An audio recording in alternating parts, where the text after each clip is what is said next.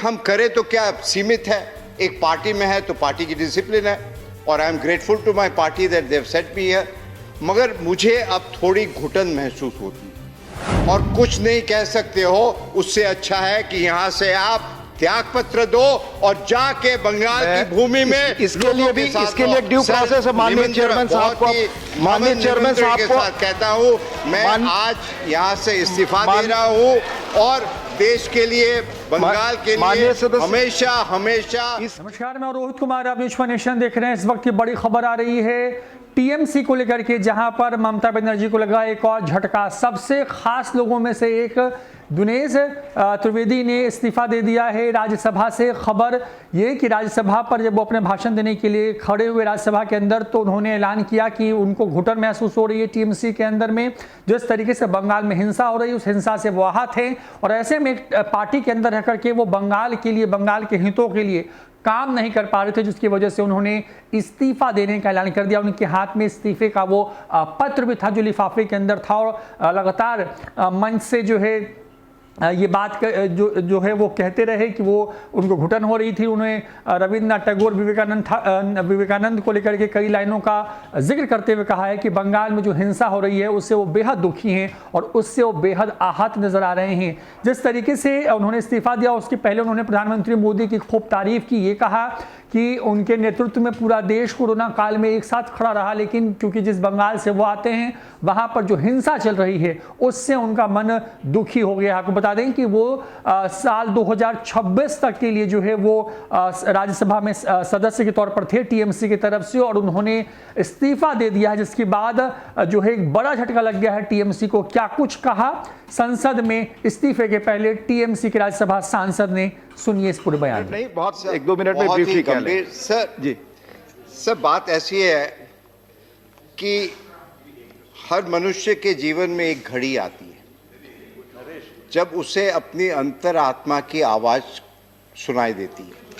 Sir मेरे जीवन में भी आज ऐसी ही घड़ी आई है। अब मैं यहाँ बैठकर सोच रहा था कि हम राजनीति में क्यों आते हैं। देश के लिए आते हैं, सबसे सर्वोपरि होता है देश।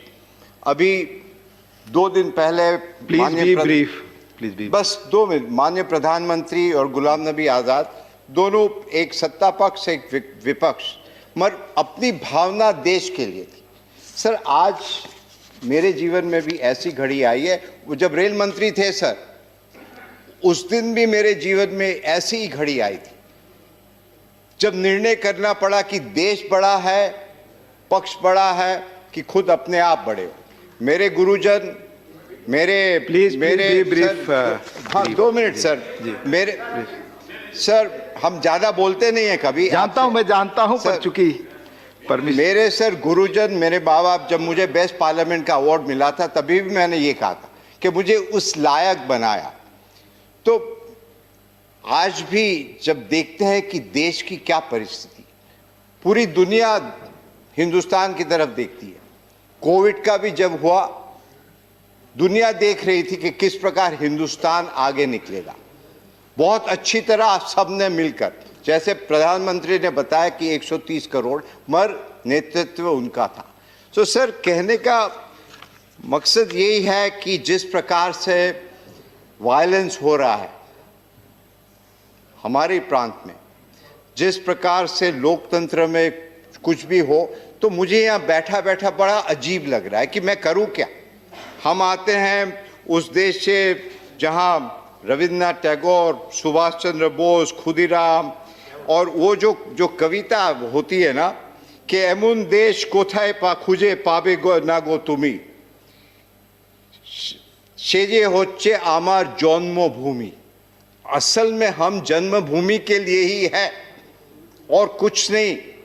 और मुझसे ये देखा नहीं जा रहा कि हम करें तो क्या सीमित है, एक पार्टी में है तो पार्टी की डिसिप्लिन है और I am grateful to my party that they have set me here, मगर मुझे अब थोड़ी घुटन महसूस होती कि हम कुछ कर नहीं पा रहे। उधर अत्याचार, तो मेरी आत्मा की आवाज आज ये कह रही है, और वो स्वामी विवेकानंद जो कहते थे arise awake, and stop not till the goal is reached.